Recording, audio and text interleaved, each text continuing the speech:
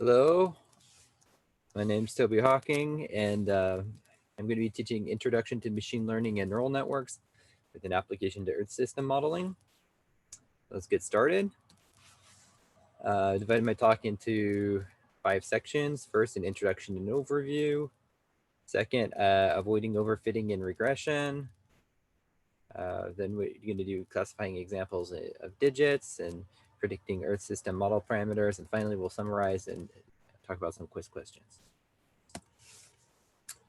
So as an introduction to machine learning, we're going to be talking about supervised learning, and this is all about learning predictive functions f of x to approximate y, where this x are inputs and features which can be easily computed using traditional algorithms. For example, a matrix of pixel intensities in an image, and the y is output or label that we want to predict.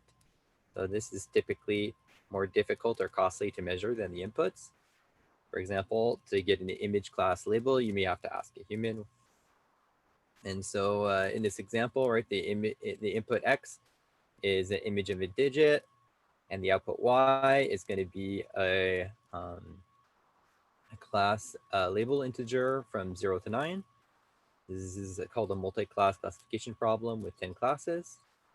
And so the idea is that we want to have a function f that's going to take one of these images as input, and it's going to output one of these 10 integers, right? So if it's an image of a 0, it's going to output the integer 0.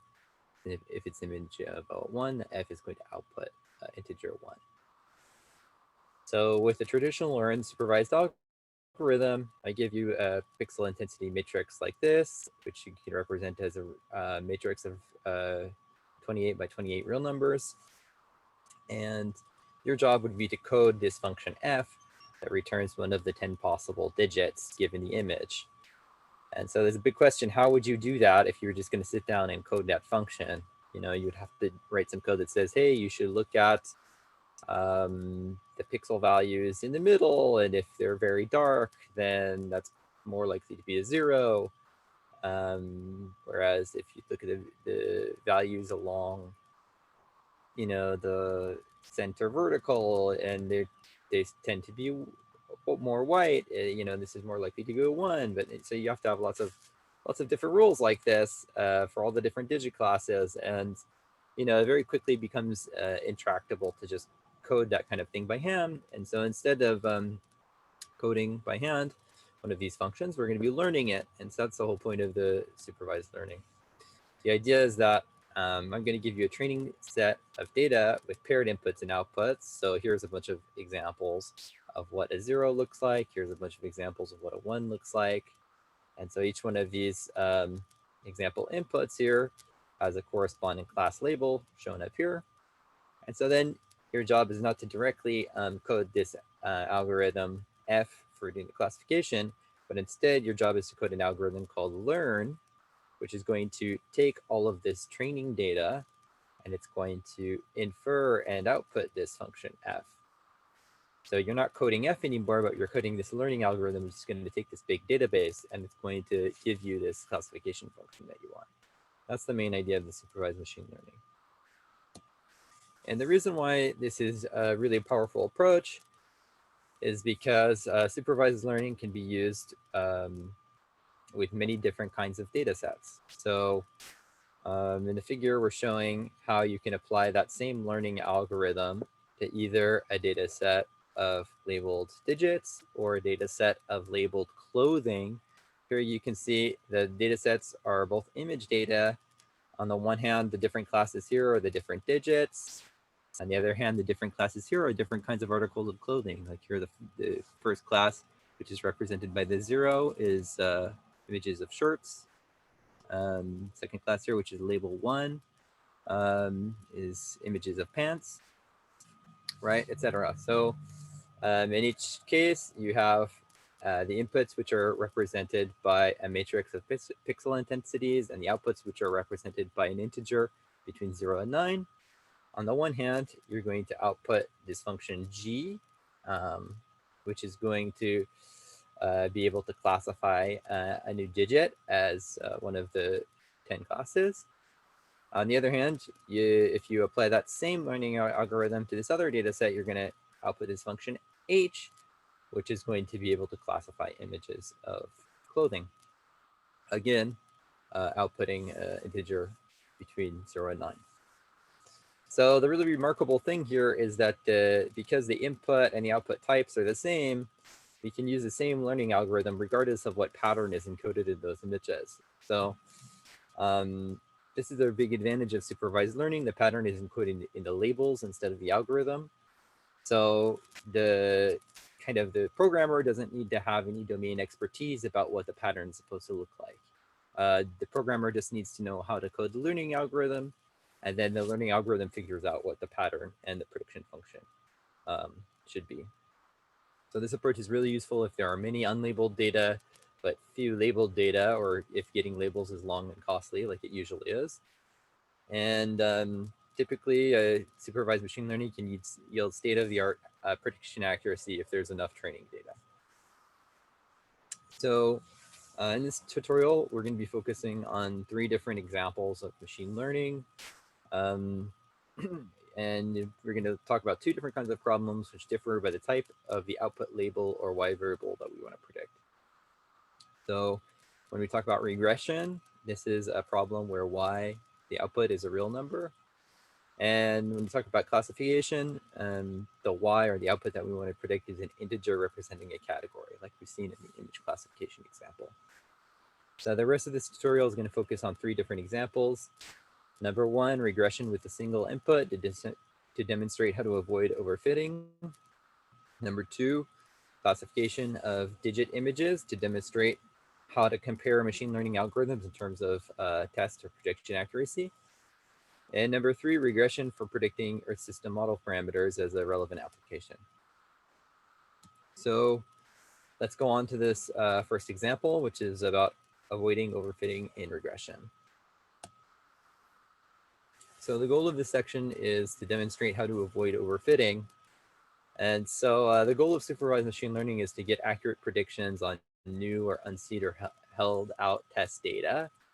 And any machine learning algorithm is prone to overfit. So that means providing better predictions on the trained or subtrained data set than on a held out validation or test data set. That's bad because we want to have good predictions on the new test data, right? So to learn a model which does not overfit, that's good if we're not overfitting. You need to first divide your train set into subtrain and validation sets. So we're going to explain what that means. If you want to follow along, there's code for the figures in this section linked here. So we're going to be talking about regression problem in this section with 1 dimension. So that means here in this figure, we're showing 3 different data sets in the 3 panels going from left to right. In each case, we're plotting the input or feature X as a function of the output label Y right here. And the idea is that, you can have in regression different data sets with different patterns encoded in the data. So these data say that the function we learned should just be this increasing linear trend. These data say that we should have this kind of like bowl quadratic shape. And these data look like kind of a sine wave going down and up and down again. And so the goal in each case is to learn a function f of x, which is going to do a good job in the given data points. But you'll see that, we'll see that, because of the different patterns in the data, we're going to need an algorithm that's going to give us a different function in each case. So if we want to use neural networks to learn these functions, let's just have a brief discussion of what the neural network prediction function looks like. So the idea of a neural network is that if we're going to learn this function f of x, where again, x is one of these inputs, we're going to decompose that function as a composition of L functions here, where L is the number of layers. So here we're going to apply our f1 to the x, and then apply our f2 to the output of f1, on and on and on until you finally get to the fl, and then finally the output of this L function is going to give us the final output that we'll use for prediction. That's the main idea of the neural network prediction. You just use a composition of a bunch of different functions depending on how many layers you have in the neural network. So you have to kind of decide how many hidden layers there are. The L minus 1 is the number of hidden layers. And so for all of the layers, little l from 1 to big L, we have this equation where it says each one of these prediction functions FL is given by first the application of this AL activation function, and first the application of this matrix WL, so that you're going to be doing a matrix multiplication, and then you're going to be applying the activation function. So that's all that we're doing in a layer in a neural network. We're just doing a matrix multiplication followed by an activation function. So the hyperparameters that must be fixed prior to learning, right? We have to choose the number of layers in our neural network. You have to choose our activation functions. So these activation functions have to be nonlinear if you want to learn a nonlinear function. So classically, people in the neural network literature have used the sigmoid activation function. Typically, in recent years, people are using this ReLU activation function. And the idea is that in this section, we're going to be using a sigmoid activation function. In next sections, we're going to be using a ReLU. Either way, when you have a nonlinear activation function, you should be able to get something to learn. Then you also have to choose the number of units per layer. So after having chosen the number of layers in your neural network, you have to choose a number of units in each one of those layers. So these are integer values, and bigger values mean more prediction power and also more ability to overfit. And the other thing you have to choose is sparsity pattern in the weight matrix is WL. And so the size of each one of these WL, it's a matrix of real numbers with size determined by the number of hidden units in each layer. So the number of hidden units is going to determine the number of parameters that we have to learn in these weight matrices. So these matrices are learned using gradient descent. So when we talk about a gradient descent learning algorithm, what does it mean? It means what in each iteration of the gradient descent, the weights are going to be updated in order to get better predictions on the subtrained data. And an epoch computes gradients on all subtrained data. There can be from 1 to n, which is the subtrained size, iterations per epoch. So yeah, the concepts of epoch and iteration are related. I mean, the more epochs and more iterations that you do, the more learning that you're doing based on your subtrained data. And the idea is that with an epoch, you're going through all of your subtrained data and seeing each one of those examples exactly once. And there may be several iterations involved there. So going back to the figures, we're talking about these different sets, like the subtrained data. So if we assume that all of the dots here are all of your trained data, so these are all the data that you're going to use to learn all of your model parameters. We need to do some division of this data into a subtrain and a validation set in order to avoid overfitting. And so the first step of doing that, if we're doing something called Kfold cross-validation, here, if we use k equals 4, this is 4-fold cross-validation. Essentially what we're doing is we're just randomly assigning each observation in our training data a fold ID from 1 to 4. And so that's represented in the different colors here. And so what we're going to do then is we're going to take all of the observations with a given fold ID. So say that we fix a validation fold as fold ID number 1. So all of the observations with that fold ID are considered the validation set.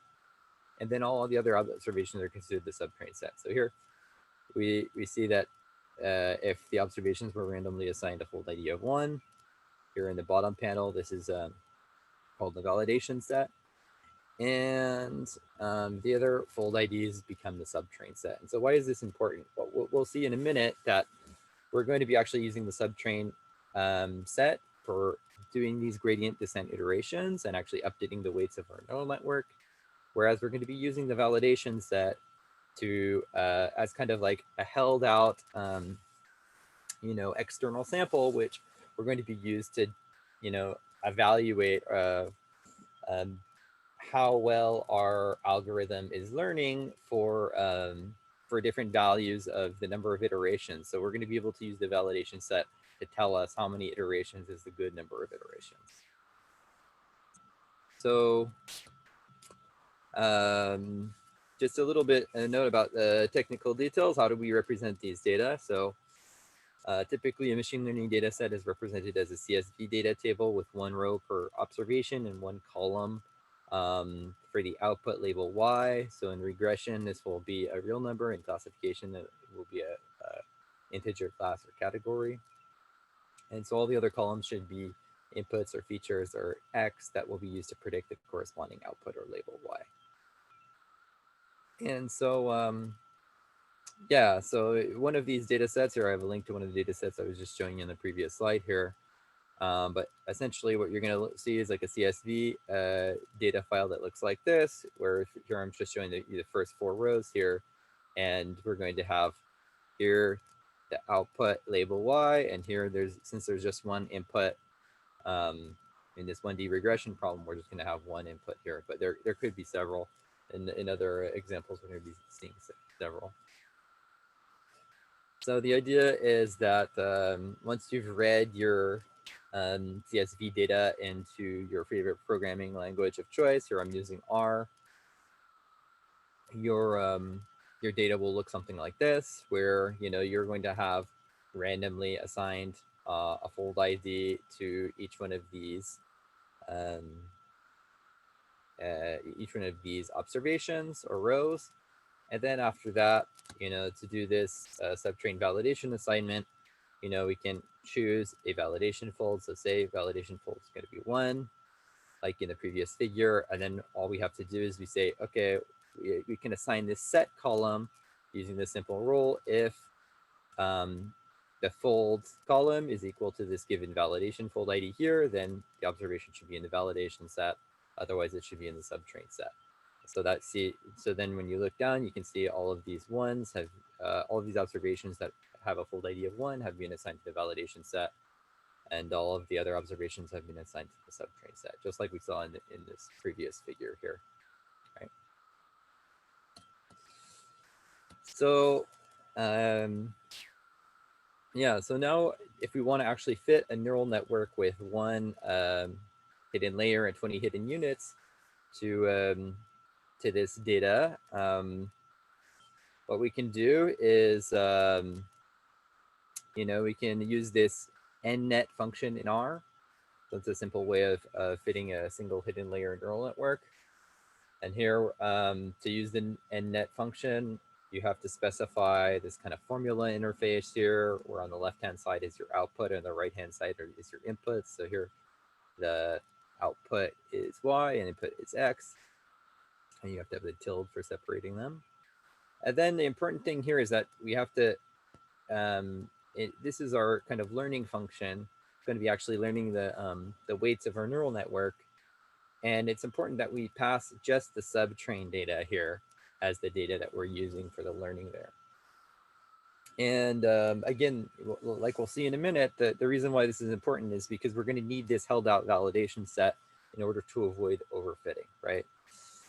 And so, yeah, some of the other parameters that we have to pass. So here I pass the number of hidden units. Again, that's going to control how many parameters there are to learn in the neural network. Here we have to use this argument lin out equals true to specify that we're doing regression and that we want to use the square loss. And importantly here, we have to specify this max it argument, which is the number of iterations. And you see that here we're setting equal to I, which is set in this for loop in all of these max it values from, this is a sequence on a log scale between 10 to the 0 and 10 to the 4. And so what that's going to do is it's going to be able to, we're going to have a bunch of different neural networks, some with more or less numbers of iterations, and we're going to be able to see how well they're doing in terms of the subtrain and the validation data. So let's take a look at that. Yeah, so before we take a look at that, let's just see, concretely what are we doing, in terms of the math again. Remember we had this equation where the neural network is just a composition of these L functions. So for the NNet code on the previous slide, what we have is just two functions, right? So with a single hidden layer, with the first layer, we have this F1 with the A1 and W1. The second layer, we have A2 and W2. So we put those two together, all we have is first applying F1 to our input X, and then applying F2 to the output of F1. And so what that looks like is the activation function 2 applied to weight matrix 2 times the result of activation function 1 on weight matrix 1 times the input, right? So, yeah, so like I said, so when we're using the NNet function, like in the previous R code, the number of layers is fixed at L equals 2. The activation function as well, the first one is fixed at the sigmoid, and the second one is fixed to the identity. The number of units in the hidden layer, here we specified as 20 in this code here, right? So the size equals 20, that determines how many hidden units there are.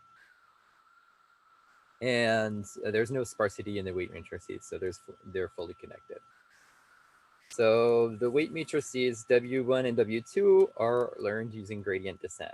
And so the full gradient method is used. And so in each epoch, there's one iteration update to the weights that is based on the gradient, which is summed over all of the subtrained data. So that's what we're doing basically. And when we do that with different numbers of iterations, we get these learned functions in red. So again, so we're seeing on the top panels the subtrained data and the bottom panels the validation data, right? So the learned functions are in red, and then the errors or residuals are shown in black. So so basically what the learning algorithm is doing is it's going to be trying to find a function which is going to minimize these black errors. So here, after only one iteration of gradient descent, we see that the function is relatively flat in every case, right? So as we increase the number of iterations to 10, you can see that the red function starts to fit the data a little bit better, right? So here we start to get a good capture of the linear trend in both the subtrain and the validation data. Here, we start to get a pretty good job on the quadratic data set as well. On the sign data set, there's still some pretty big errors in both the subtrain and the validation data. So going on to 100 iterations, you see that we start to see a little bit of evidence of overfitting. So what is overfitting in this context? So overfitting means when your function is kind of getting very, very wiggly, and so it's kind of like getting very complex in order to fit the patterns in the subtrained data. Remember that when we are actually running this code, the neural network learning algorithm only has access to the subtrained data. So as it does more and more iterations, it's going to be trying to fit the subtrained data set more and more and more. So if we go to 100 iterations and maybe even 1,000 iterations, what we can see is we start to get a function which is getting very, very complex because it's really just trying to fit all of the different variations in subtrained data. Like for example, so here you can see it's really just going very high up and then down just so we can like really interpolate every single one of these little data points in the beginning here. And similarly at the end, it looks like it gets these last data points very well. But if you look at the validation data, you can see that there's, for example, this last data point over here with a really big error because the function that we learned here was not aware that there's any more data out there, right? So it's just going down and, right, the validation data were not available during training, right? So the idea here is that, we have some models which are underfit. We haven't done enough iterations, and so they're kind of too flat, the functions. And we have some models which are overfit, where the functions that we've learned are kind of too complex or too wiggly. And so neither of those are good. So the idea is that we want to choose something in the middle here, which is going to do a reasonable job, not only on the subtrain data, but also on the validation data. And again, the way that we measure that is by, basically summing up all of these errors that we're showing in black. And when we do that, we get a figure that looks like this. You know, we can plot the mean squared error as a function of the number of iterations in the gradient descent learning algorithm. And we get these characteristic learning curves where the subtrain error is always going down as a function of the number of iterations in every case. And then the validation error is going to have this characteristic U shape where it starts to go down, but at a certain point it starts to go up.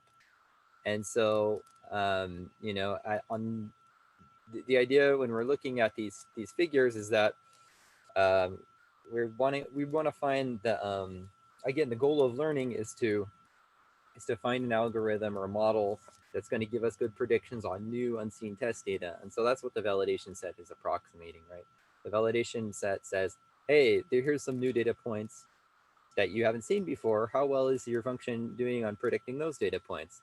And so if we minimize the error on the validation set, we're likely to get a model that gives us good predictions on data that really we've never seen before. And so that's why when we look at these curves, we've highlighted this minimum as this black dot here. This is the number of iterations that we should select. And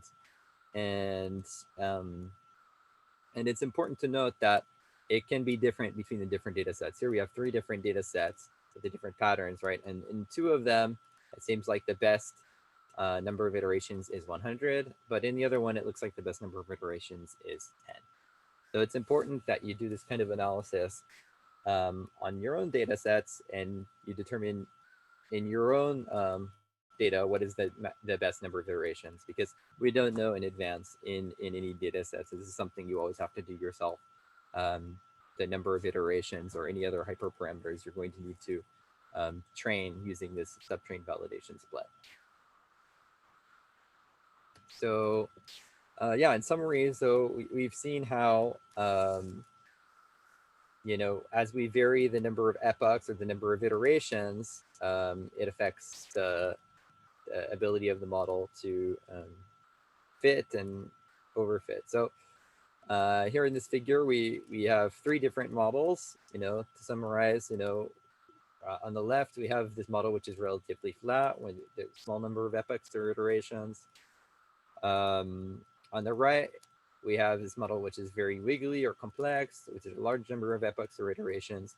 So on the one hand, we call this model when it's too few iterations, we call this an underfit model because it's neither doing well on the subtrain nor on the validation set.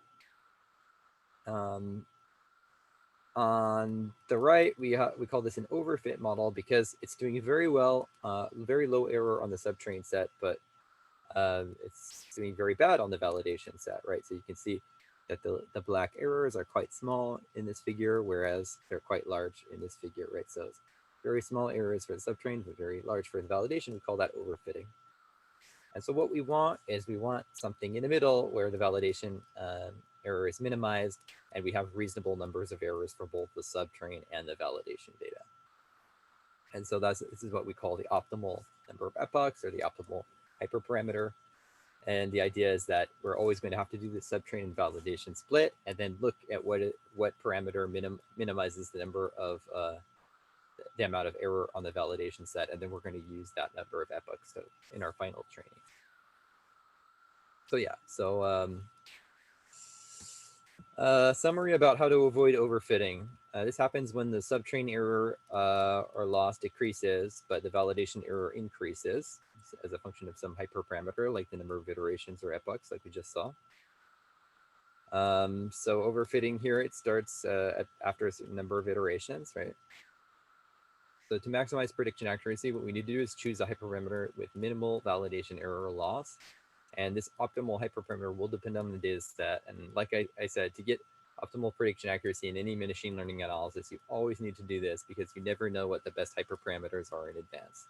So no matter what data set you're analyzing, you're always going to need to do this kind of subtrain and validation split in order to figure out what is the best hyperparameter for your particular data set. So in our second example, I'm going to talk about classifying images of digits.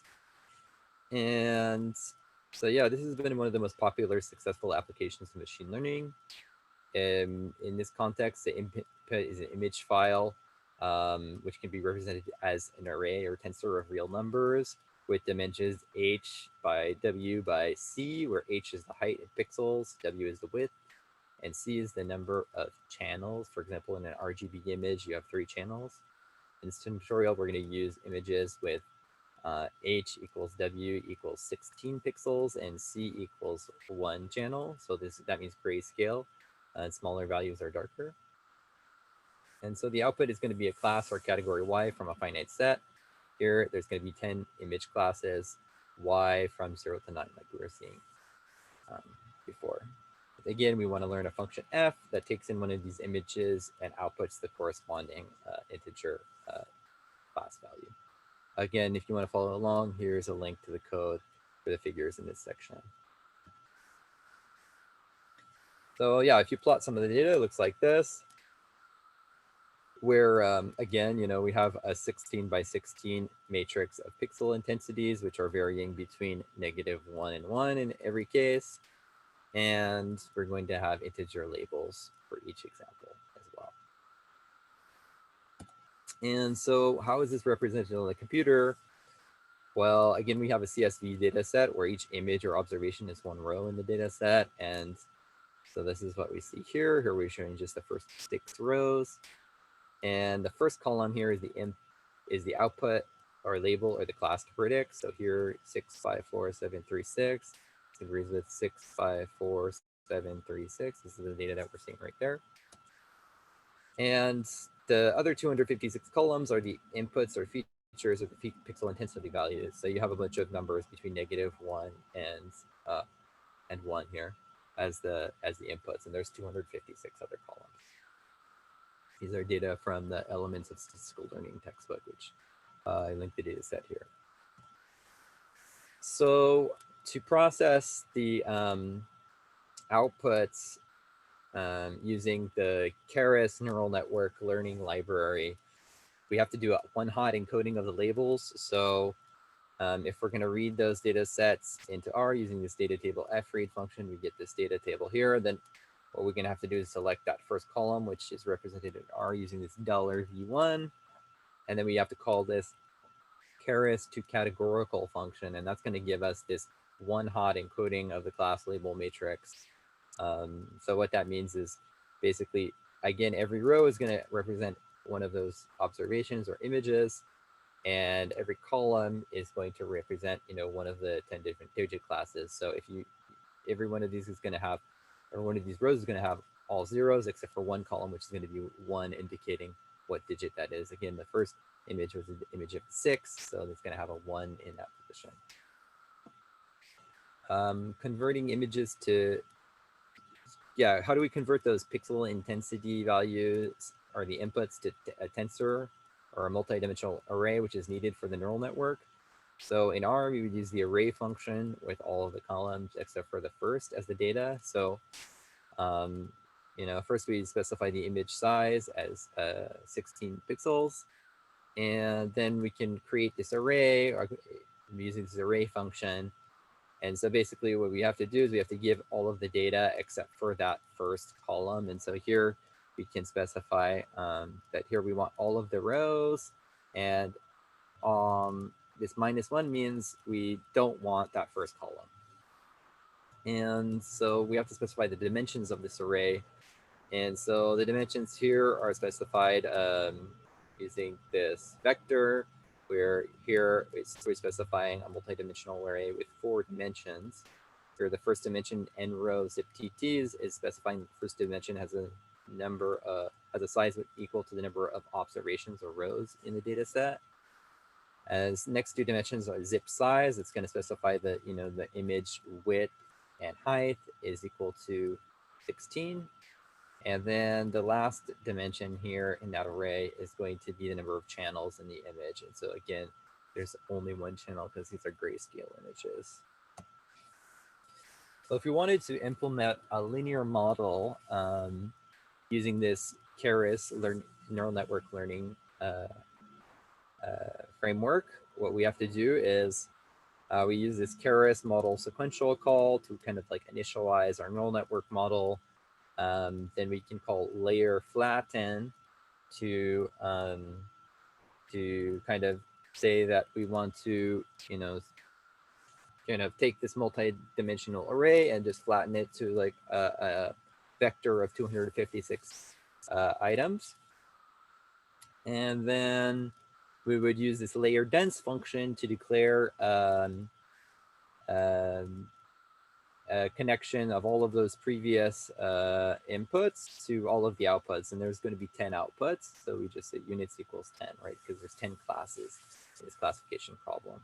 We use this activation equals softmax every time we're doing classification. And so yeah, that's how we would define a linear model in the R code. And it's a very simple model using this Keras neural network learning framework.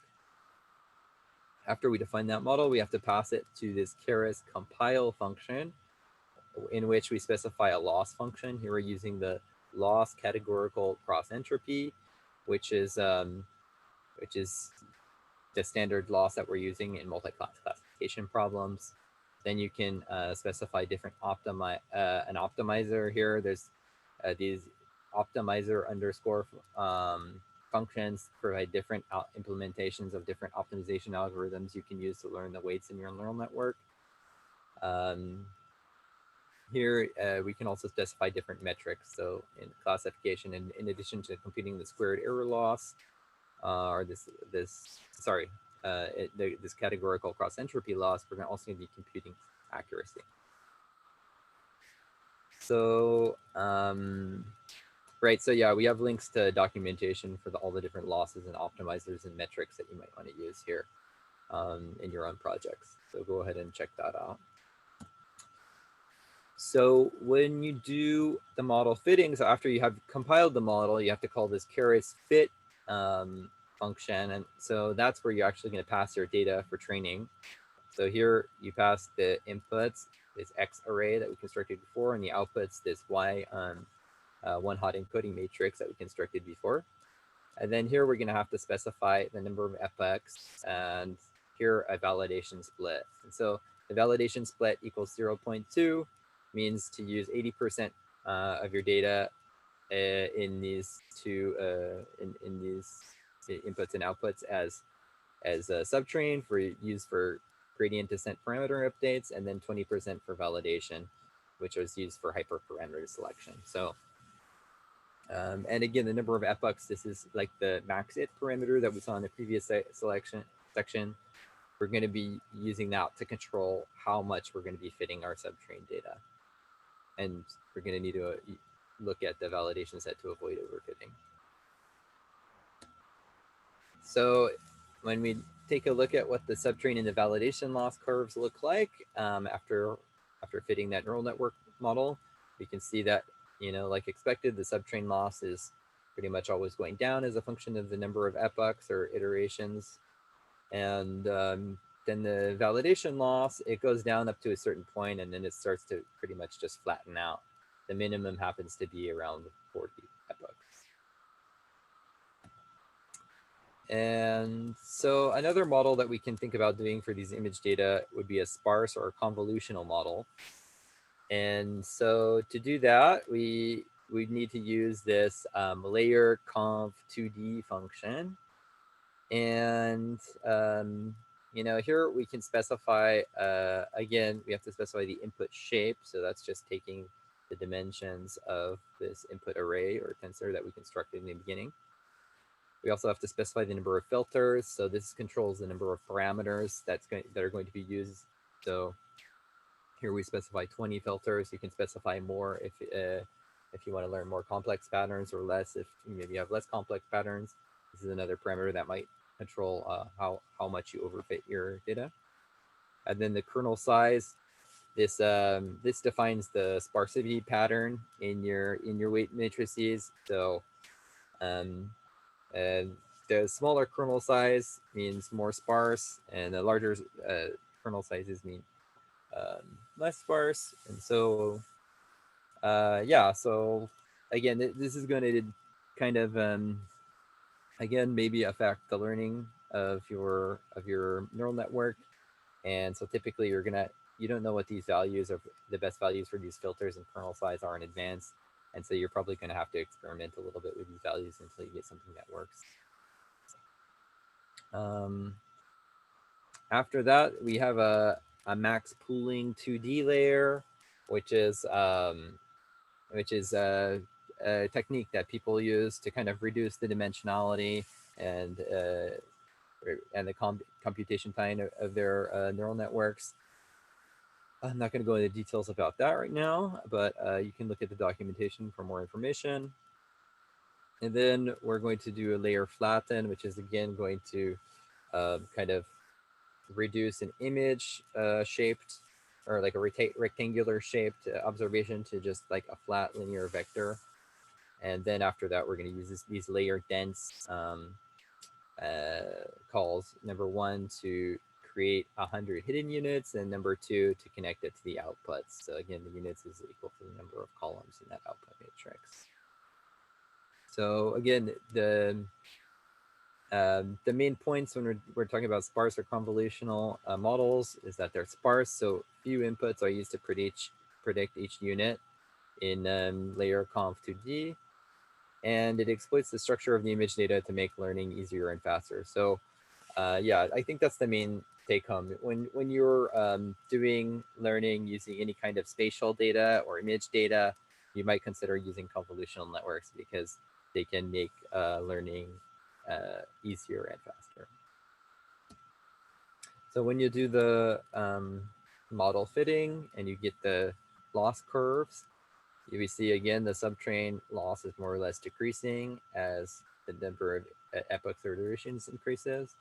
And then the validation loss, again, it starts by decreasing and then it flattens out pretty quickly. The minimum here being around 20 epochs. After that, the last model that I'm going to talk about is this dense or fully connected neural network. To define that using this Keras neural network library, you use Keras model sequential again to start, and then we use a layer flatten to get a vector of 256 input units, and then we do a bunch of layer dense calls stacked on top of each other, each time with 100 hidden units. And so this is going to create a neural network with, I think, 8 hidden layers. And finally connecting it to a final layer dense with the number of units equal to the number of outputs in the prediction problem.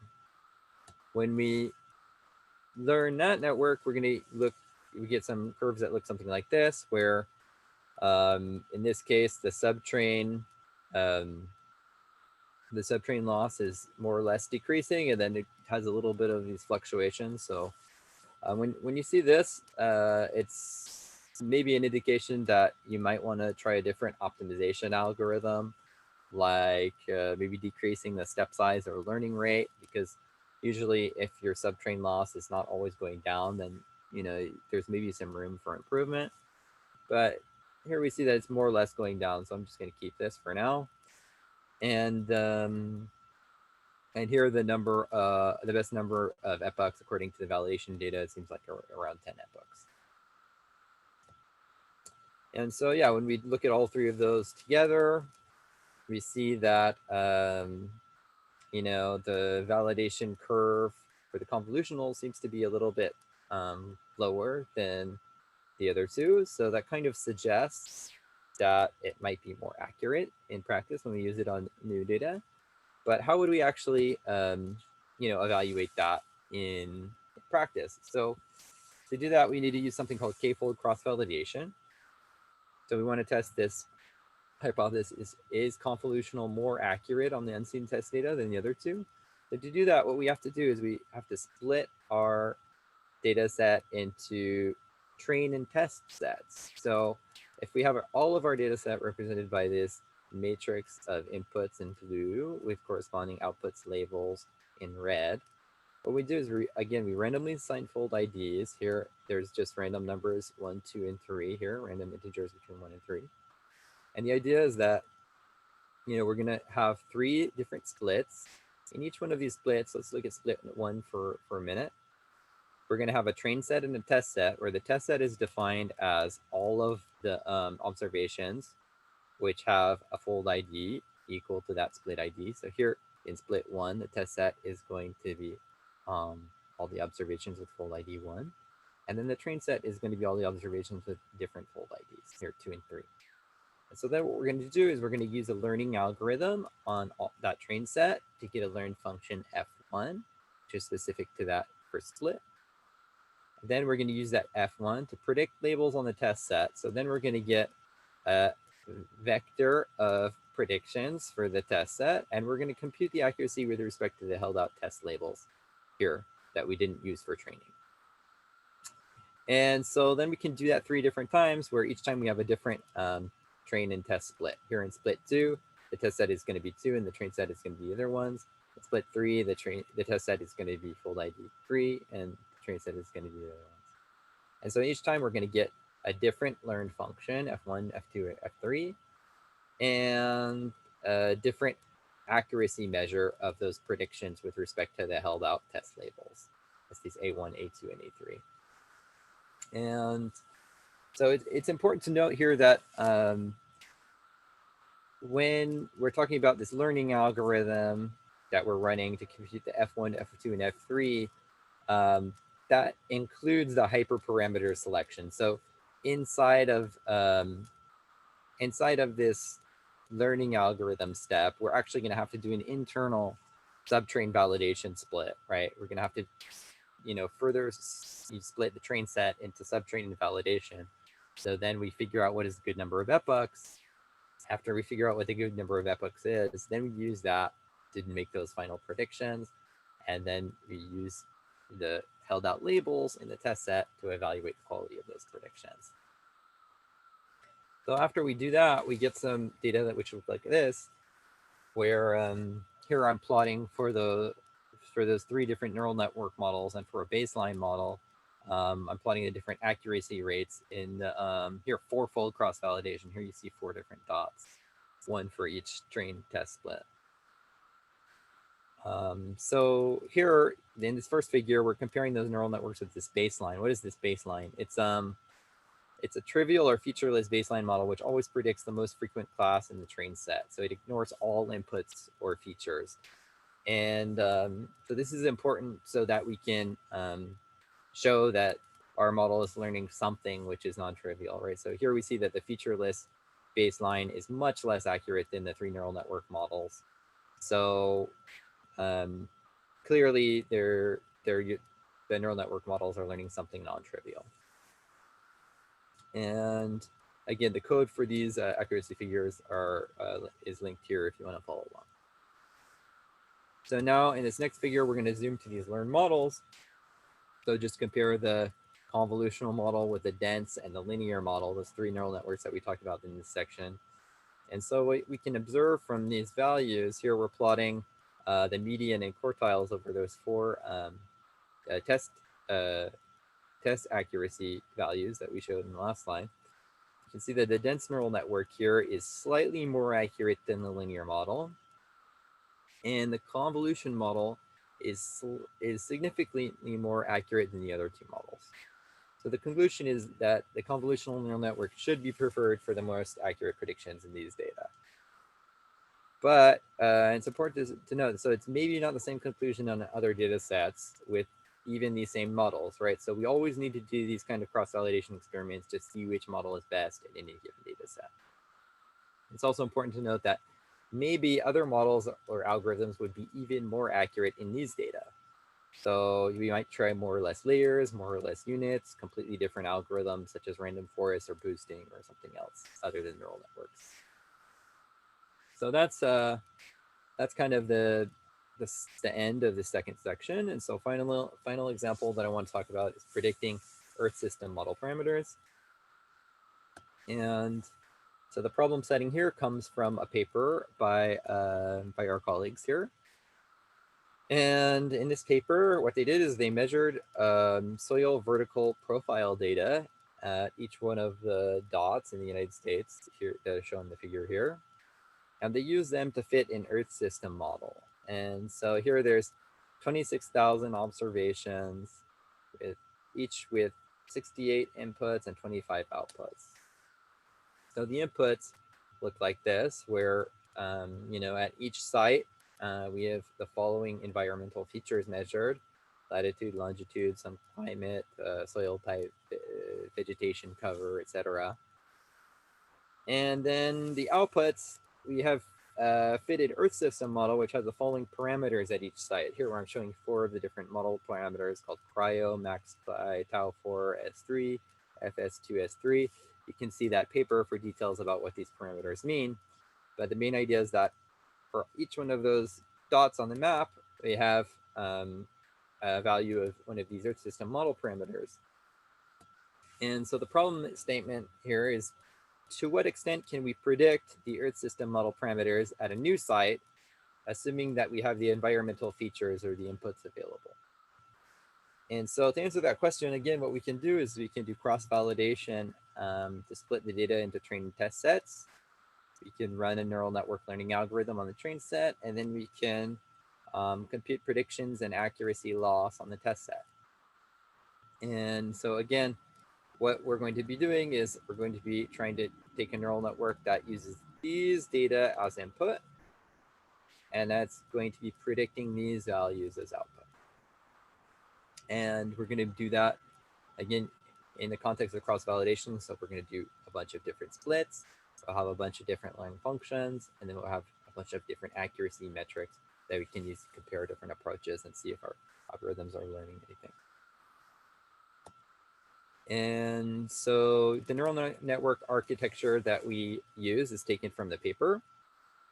And so essentially, we're going to be having these dense layers with 256 units, 512, 512, and then 256, interspersed with these dropout layers. So these are the other kinds of layers that you can use for regularizing your model. I'm not going to go into details, but again, you can read the docs for more information about that.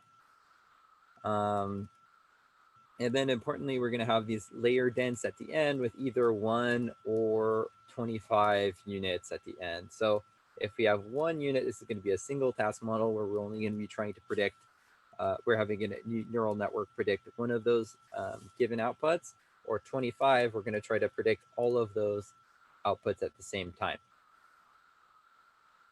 So, so yeah, the results look like this.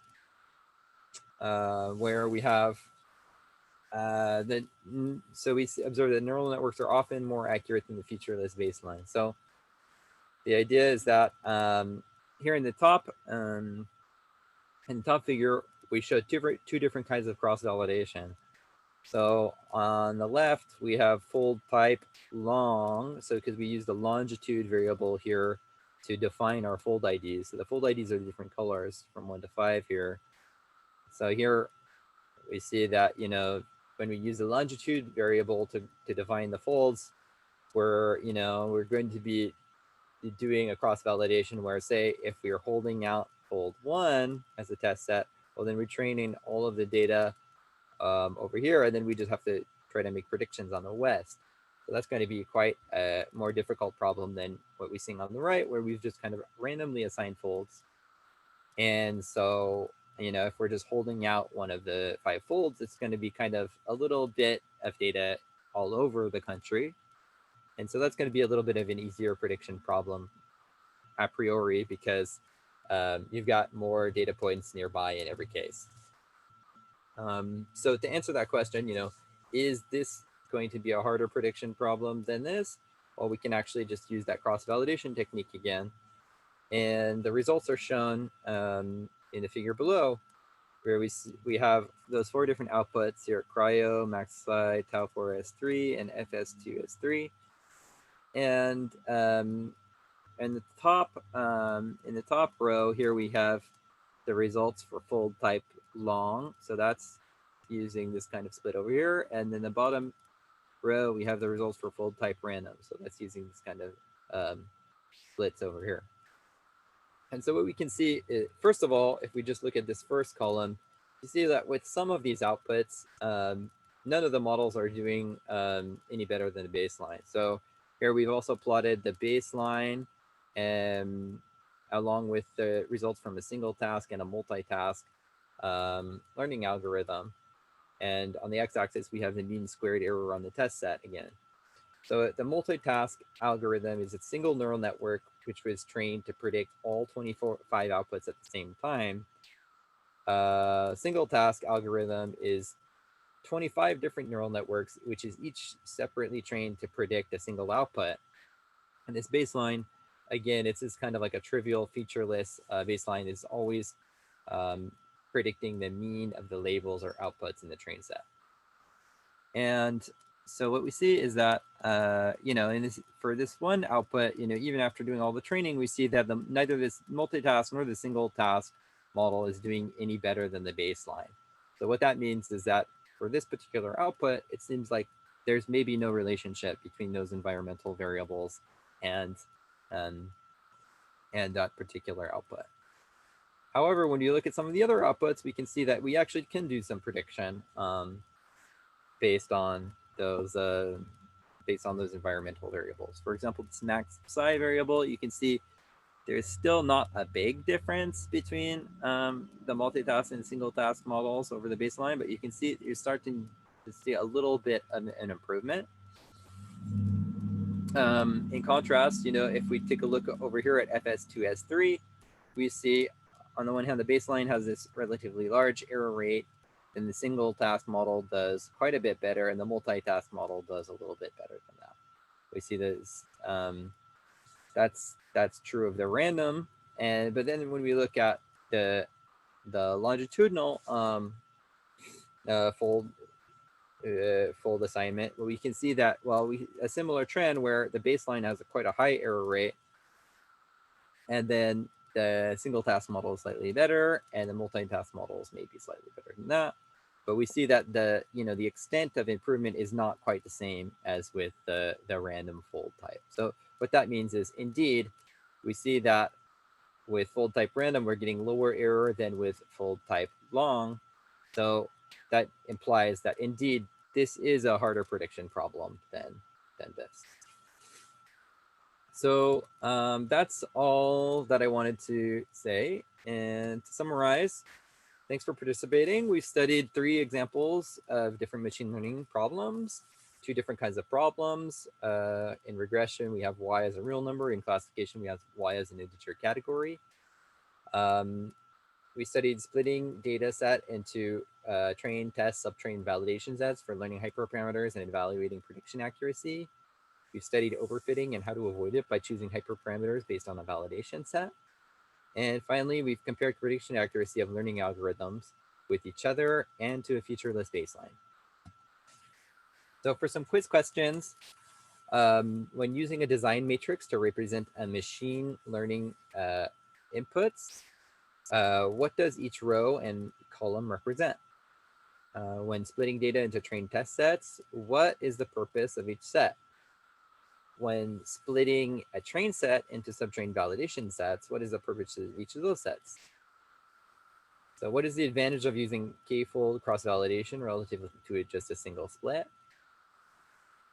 In order to determine if any non-trivial predictive relationship between the inputs and outputs has been learned, a comparison with a featureless baseline that ignores the inputs must be used. How do you compute those baseline predictions for regression and classification problems? So how can you tell if machine learning model predictions are underfitting or overfitting? And many learning algorithms require input of the number of iterations or epochs. For example, in R, the NNet function has the maxit argument and the Keras fit function has the epochs argument.